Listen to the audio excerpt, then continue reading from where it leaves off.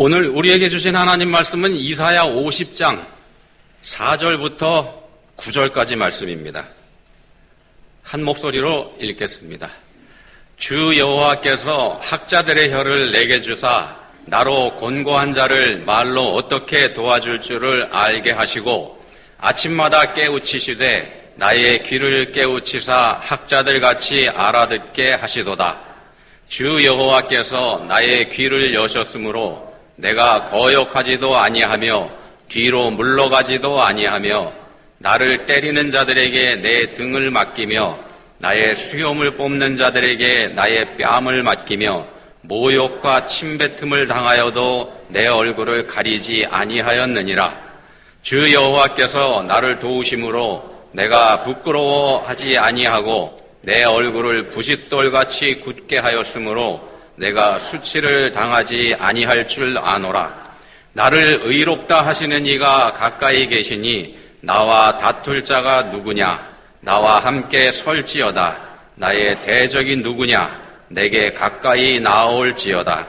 보라, 주 여호와께서 나를 도우시리니 나를 정죄할 자 누구냐? 아멘.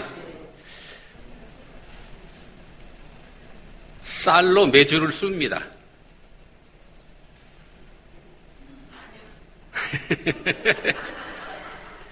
당연히 그렇게 반응하셔야죠. 야, 쌀로 메주를 씁니다. 그러면 어떻게 될까? 메주를 만드는 재료는 콩이죠. 근데 어떤 사람이 메주는 콩이 아니고 쌀로 쓴다, 이렇게 주장을 한다면 어떻게 될까요? 권사님처럼 지금 메주가 뭔지 아는 사람들은 금방 코웃음을 치겠죠. 말도 안 되는 소리 하지도 말라고. 그게 정상입니다. 근데 말입니다. 근데 쌀로 메주를 쓴다 하는 말을 반복해서 귀가 아프도록 날마다 듣는다면 그러면 어떻게 될까요? 어떻게 되냐면 두 부류로 이제 사람들이 갈라지게 됩니다. 한 가지 부류는 끝까지 코웃을 치는 사람들, 이 사람들이 한 부류고요. 또 다른 부류는 그럴 수도 있나 보다라고 생각하기 시작하는 부류들, 이렇게 갈라집니다. 후자에 속한 사람들이 소위 공부 좀 한 사람들입니다. 그럴 수도 있겠다고 하는 사람들. 안 될 것도 없겠다 이렇게 생각을 하게 되거든요. 왜 그러냐 하면은 메주라는 게 콩이 발효돼서 만들어지는 거지 않습니까? 그러면은 쌀도 발효가 되죠. 안 될 거 없죠. 이렇게 생각하기 나가기 시작하면은 거기에 이제 넘어가는 겁니다. 이렇게 메주는 쌀로 쓴다는 주장을 계속해서 날마다 해야 된다면 어떻게 될까? 그러면 아마 점점 늘어날 겁니다. 그럴 수도 있겠다고 생각하는 사람들이. 이게 바로 세뇌입니다. 세뇌 교육. 공산당이 써먹는 방법이지 않습니까? 자, 그러니까 여기에 잘 넘어가는 사람들이 지식인들, 좀 똑똑하다고 자부하는 이런 사람들이 잘 넘어갑니다. 이성적인 사람들. 근데 끝까지 절대로 생각이 바뀌지 않는 사람들은 그 반대되는 사람들일 거고요. 그리고 여기에 끝까지 절대로 안 넘어가는 사람들이 어떤 사람들이냐면은 확실히 아는 사람들입니다. 메주를 만들어 본 경험이 있는 사람들, 흔들리지 않습니다. 경험으로 익혔기 때문에 내가 알고 있는 거고 여기엔 타협의 여지가 없습니다. 쌀로 메주를 쓴다는 건 듣도 보도 못한 일이고 이건 말도 안 되는 주장이라는 거, 여기에 흔들림이 없죠. 아는 사람입니다. 또 다른 얘기입니다. 메주 얘기 말고 다른 얘기입니다. 위조 지폐를 감별하는 훈련을 하는데 진짜 돈하고 가짜 돈, 이거를 분별해내는데 훈련하는 방법이 뭐냐 하면은요, 진짜 돈하고 친해지는 거라 그럽니다. 그게 첫 번째 단계입니다. 진짜 돈하고 친해지는 거. 진짜 돈의 감촉이 손에 익으면 가짜 돈이 손에 왔을 때 이게 느낌이 다르다는 게 읽혀진다는 겁니다. 요게 시작입니다. 기본입니다. 자, 우리나라에서 위조 지폐 전문가로 일하는 분이 이런 말을 했습니다. 한번 들어보십시오. 가짜를 판별하려면 진짜부터 제대로 알아야 됩니다. 진짜부터 제대로 알아야 됩니다. 집중해서 수백, 수천 번 반복하다 보면은 보입니다. 신문을 많이 읽으면 저절로 가짜 뉴스를 구별해낼 수 있는 것처럼 말이에요. 세상을 바라보는 눈도 위조지폐 감별과 다를 바가 없습니다. 두 가지 말씀드렸습니다. 두 가지 예를 말씀드렸습니다. 쌀로 매주를 쓴다는 말도 안 되는 주장도 수없이 듣다 보면은 그럴 수도 있겠다고 생각하게 된다는 거. 그러니까 소위 좀 똑똑하다는 분들이 이성적이라고 하는 사람들이 이런 주장에 넘어가기 시작한다는 말씀을 드렸고, 다른 하나는 가짜 돈을 식별하는 쉬운 방법은 진짜 돈하고 친해지는 거다. 이렇게 두 가지 말씀드렸습니다. 두 이야기의 공통점이 뭐냐 하면은요, 진짜를 바로 알아야 된다는 겁니다. 진짜를 바로 알면 속지 않는다는 겁니다. 자, 그럼 이제 한번 생각을 해보십시오. 진짜를 바로 알면 넘어가지 않습니다. 소위 이단 종파에 빠지는 사람들이 왜 그처럼 말도 안 되는 가르침에 현혹되는지, 그것도 똑똑하다고 하는 사람들이 이단에 보면은 대단한 사람들 많이 넘어가 있습니다. 첫 번째 이유는요, 자기 자신에 대한 지나친 자신감일 겁니다. 내가 안다는 자신감. 또 다른 이유 하나는요, 십자가 복음에 대해서 공부가 부족한 거, 제대로 복음에 대해서 알지 못하는 거, 이 두 가지 이유입니다. 신천지 이단도 그랬습니다만, 최근 말이 많은 JMS, 정명석 이단도 한때는 구성원의 80% 이상이 엘리트 대학생들이었다 그럽니다. 똑똑한 대학생들. 어떤 전문가 주장에 의하면은요, 이단을 좀 연구한 전문가 얘기에 의하면은 우리나라에 지금 이단에 속해 있는 사람들이 대략 한 200만 명 정도나 된답니다. 그 중에 100만 명 정도가 청년들이랍니다. 중요한 건 바르게 아는 겁니다. 성경을 바르게 알고 십자가에 대해서 바르게 알면 살짝 비틀어가지고 표신하지 않게 접근해오는 이단한테 느낌이 온다는 겁니다. 뭔가 이상하다는 그런 낌새를 알아챌 수 있다는 겁니다. 똑바로 알면 그런 느낌이 옵니다. 바로 아는 게 그래서 중요합니다. 그래서 성경 공부가 중요하고요. 그래서 매주 교회에 나와서 설교 듣고, 그리고 교회에 나와서 함께 부대껴가면서 신앙생활을 그래서 해야 되는 겁니다.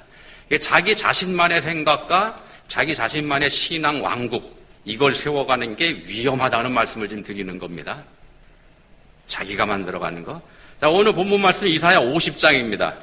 50장에 보시면, 여기에 보시면은, 본문에 보시면 자기라고 하는 울타리 안에 갇혀있는 사람들이 얼마나 끔찍한 죄를 저지를 수 있는지 그거 알게 하는 말씀이 본문에 등장합니다. 자기들이 디자인한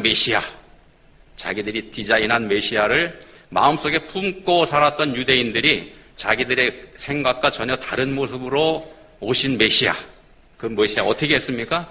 죽여버렸죠. 자기들 생각과 다르니까 십자가에 못 박아버렸습니다. 근데 그 메시아가 누굽니까? 성자 하나님이시죠. 성자 하나님. 자기 왕국을 건설하고 살던 사람들이 하나님을 십자가에 못 박아 죽여버리는 그런 끔찍한 죄까지 저지르게 된다는 겁니다. 이사야서에 보시면은 4개의 종의 노래라고 하는 그 노래가 있습니다. 시죠, 시. 4개의 종의 노래라고, 학자들이 종의 노래라고 붙인 겁니다. 이게 4개가 나오는데, 여기서 종이라고 하는 건 장차 구세주로 오시는 예수님을 가리키는 겁니다. 우리 예수님의 모습을 4가지로 소개하고 있다는 겁니다. 이사야서에서. 첫 번째가 이사야 42장에 나오는데요. 이사야 42장에서는 종의 성품에 대해서 말씀합니다. 42장 2절 3절에서 이렇게 말씀합니다. 그는 외치지 아니하며 목소리를 높이지 아니하며 그 소리를 거리에 들리게 하지 아니하며 상한 갈대를 꺾지 아니하며 꺼져가는 등불을 끄지 아니하고. 자, 예수님은요, 힘으로 세상을 뒤집어 엎는 혁명, 그거하고 상관없으셨습니다. 그런 거 안 하셨습니다. 예수님 당시에 유대 사람들이 메시아가 오면은 군대를 일으켜가지고 유대 나라를 로마 제국의 압제해서 구원해 줄 거다, 벗어나게 해줄 거다.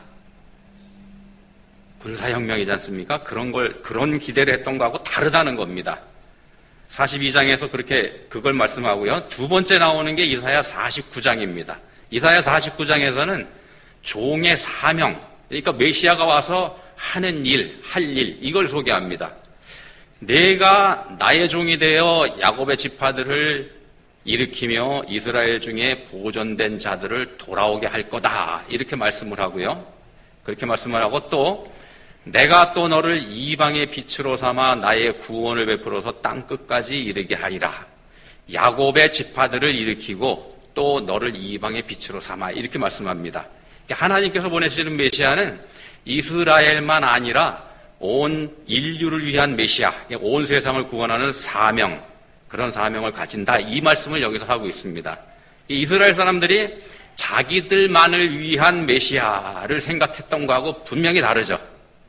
이스라엘 사람들은 메시아는 자기들을 위해서 온다 이렇게 생각했습니다. 49장에서 그걸 말씀하고요. 그 다음에 세 번째 나오는 게 본문, 우리가 보는 게 50장인데 여기에 등장합니다. 본문에서는 종의 사역, 여기에 대해서 말씀합니다. 하나님의 종이 이 땅에 와서 무슨 일을 하는지, 무슨 일을 하는가? 먼저 4절에 보시면은 이렇게 말씀합니다. 먼저 듣고 배웁니다. 학자라는 말이 여기 표현이 등장하는데, 학자라는 말을 원어로 풀어보면은요, 가르침을 받은 자, 가르침을 받는 자, 그런 뜻입니다. 여기서는. 먼저 가르침을 받습니다. 무슨 뜻인가 하면 하나님 말씀을 먼저 듣죠. 그리고서 사람들한테 그 말씀을 가지고 나가서 가르치고 전하는 겁니다. 사람들이 뭘 잘못하고 무슨 죄를 짓고 있는지. 그게 메시아의 일이라는 겁니다. 이렇게 되니까 사람들이 자기들 죄를 지적하고 나오니까 환영할 리가 없죠. 이렇게 되니까 필연적으로 그런 일을 하고 있는 메시아한테 고난이 따라온다는 겁니다. 그래서 본문 6절에서 말씀합니다. 나를 때리는 자들에게 내 등을 맡기며 나의 수염을 뽑는 자들에게 나의 뺨을 맡기며 모욕과 침뱉음을 당하여도 내 얼굴을 가리지 아니하였느니라. 모욕당하는 거죠. 하나님께서 보내시는 종은 말씀을 전하다가 얻어맞고 모욕을 당합니다. 사람들이 그렇게 메시아를 모욕하고 거절할 거다. 이렇게 말씀을 하고 있습니다. 이것도, 이 모습도 이스라엘 사람들이 생각하고는 전혀 다른 메시아의 모습입니다. 그렇기 때문에 때리고 모욕하고 그렇게 하는 겁니다. 그리고 마지막 네 번째로 나오는 종의 노래가 어디냐면은 그 유명한 52장 13절부터 53장까지. 여기서는 종의 고난에 대해서 말씀을 하죠.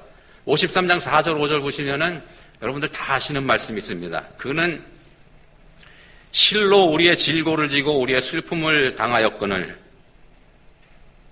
우리는 생각하기를 그는 징벌을 받아 하나님께 맞으며 고난을 당한다 하였노라. 그가 찔림은 우리의 허물 때문이요 그의 상함은 우리의 죄악 때문이라.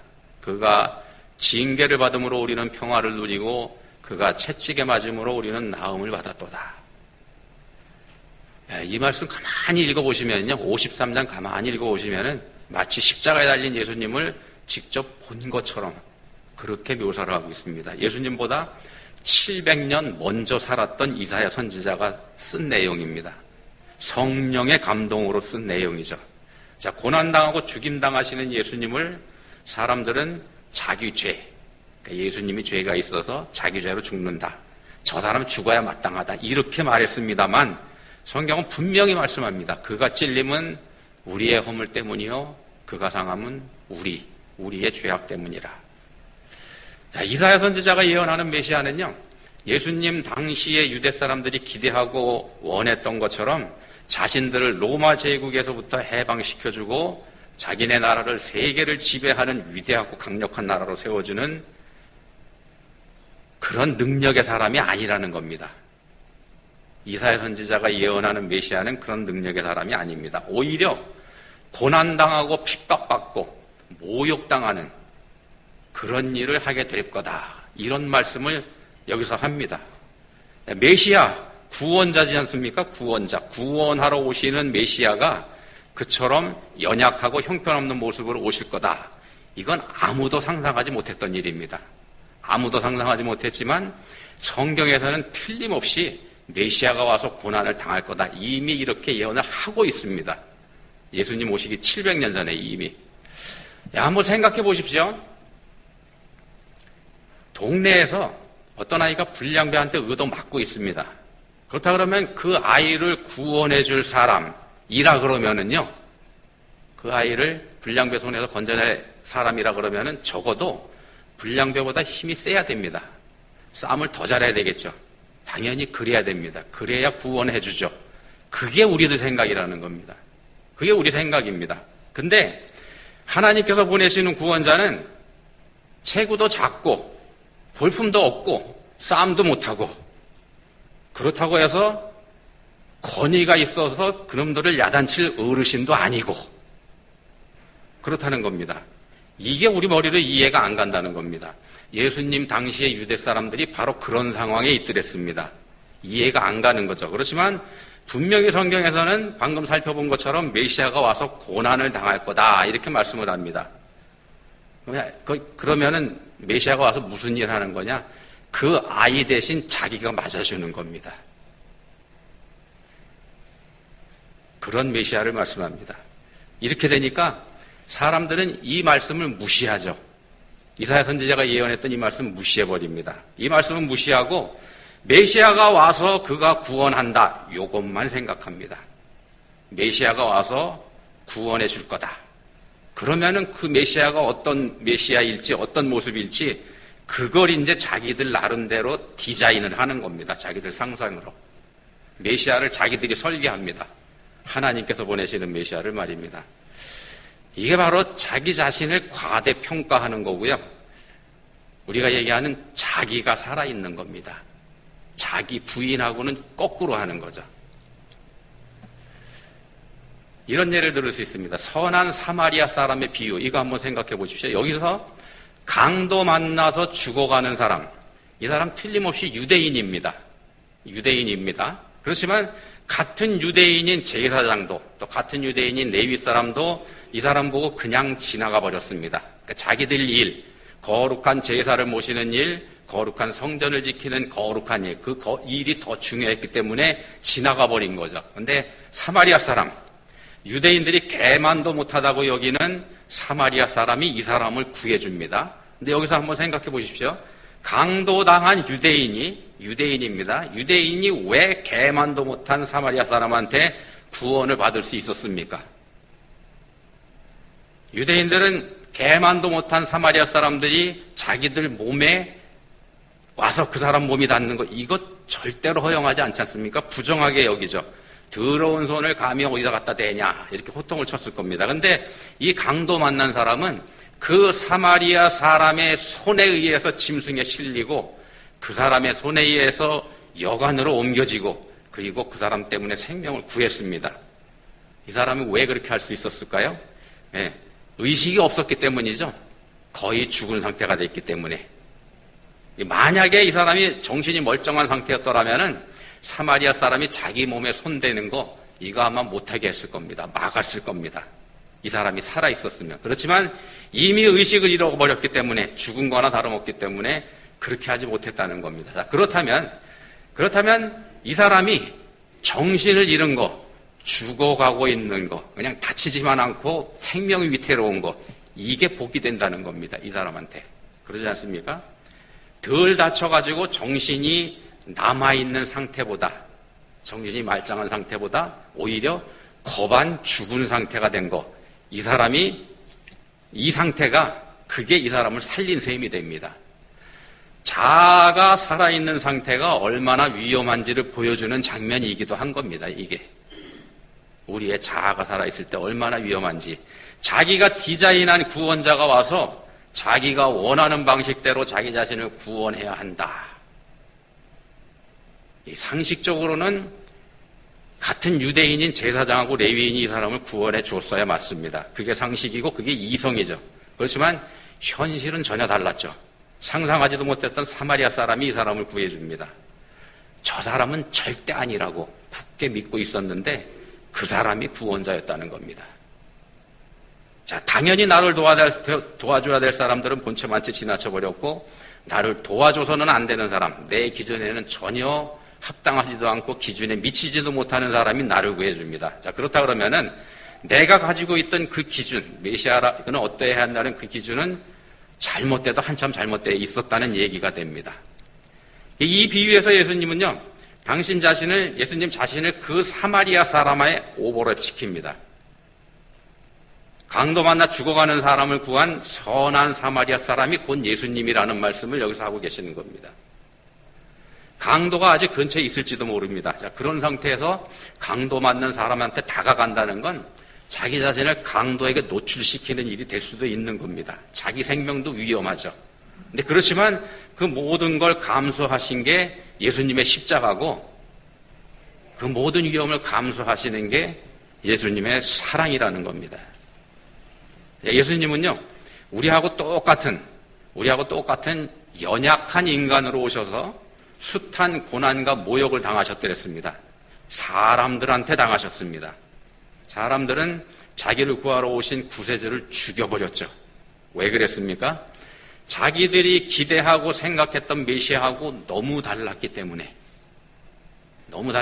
죽여버렸습니다. 사실은 메시아가 어떤 분인지 바로 알지 못했기 때문에 이런 일이 생기는 겁니다. 바로 알지 못했던 겁니다. 십자가는 믿음입니다. 이해가 아닙니다. 이성이 아닙니다. 이게 창조주이신 하나님은요, 우리가 우리 이성으로 이해할 수 있는 대상이 아닙니다. 우리가 우리 이성을 가지고 우리 머리로 이해할 수 있는 대상이라면 그분은 하나님일 수가 없는 겁니다. 그래서 믿어야 되는 겁니다. 그래서 믿음이 요구되는 겁니다. 그럼 뭘 믿을까? 간단합니다. 뭘 믿는가? 하나님이 나를 사랑하신다는 걸 믿는 겁니다. 하나님이 나를 사랑하신다는 걸 믿는 겁니다. 이 세상을 창조하신 하나님께서 나를 사랑하신다. 어떻게 해야 믿을 수 있을까요, 우리가? 나도 그 하나님 사랑하는 겁니다. 나를 사랑하시는 그 하나님을 나도 사랑하는 것. 그러면 그거 어떻게 하는 게 하나님 사랑하는 건가? 그 하나님을 인정해 드리는 겁니다. 그 하나님을 인정해 드리는 것. 바꿔 말씀드리면 그 하나님을 내 수준으로 끌어내리지 않는 겁니다. 예를 들면 이런 겁니다. 내가 필요할 때 내가 부르면 내게 나타나서 나를 도와주는 요술램프의 요정 같은 그런 존재로 대우하지 않는 것. 그런 겁니다. 하나님은 나와 항상 함께 하시는 나의 주님이다. 이걸 인정해 드리는 겁니다. 나의 주님이다. 지금도 나와 함께 하고 계시고 언제나 나와 함께 하고 계시고 항상 나를 지켜보고 계시고 그런 하나님이시라는 걸 인정해 드리는 것. 이게 사실이지 않습니까? 하나님은 언제나 나와 함께 하시면서 나를 항상 지켜보고 계십니다. 사랑이 가득한 눈길로. 그 하나님이 우리의 육신의 눈으로 보이지 않습니다. 우리의 육신의 눈으로 보일 수가 없습니다. 그래서 믿음입니다. 그래서 믿음입니다. 하나님은 믿음의 눈으로 봐야 보이는 분입니다. 영이시기 때문에 그러죠. 근데 그런 영이신 하나님을 우리 육신의 눈에 보이게 해달라. 또는 우리의 생각과 맞는 모습으로 우리에게 나타나시라. 이렇게 한다 그러면은 그게 바로 그 하나님을 모욕하는 행위고 그 하나님을 조롱하는 짓이 된다는 겁니다. 결국 하나님을 죽이게 됩니다. 지금 이 순간에도 우리 하나님께서는 곁에서 우리 지켜보고 계십니다. 여러분 옆에서 여러분을 지켜보고 계십니다. 사랑이 가득한 눈길로. 마치 아장아장 걸음마를 시작하는 아기에게서 눈길을 떼지 못하는 어머니의 모습처럼 여러분들 그 하나님 사랑하시기 바랍니다. 기도하시겠습니다. 하나님 아버지, 하나님을 인정해드리지 않는 게 하나님을 모욕하는 짓이다 하고 했습니다. 인정해드리지 않았던 사람들이 생명의 구주를 십자가에 못 박는 만행을 저질러 버렸습니다. 근데 하나님, 저희는 어떻게 하고 있습니까? 저희 역시 생명의 주님을 날마다 못 받고 있지는 않는지요? 저희에게 은혜 주시기 원합니다. 저희를 사랑하시는 하나님, 저희도 사랑할 수 있게 해주시기 원합니다. 예수님 이름으로 기도합니다. 아멘.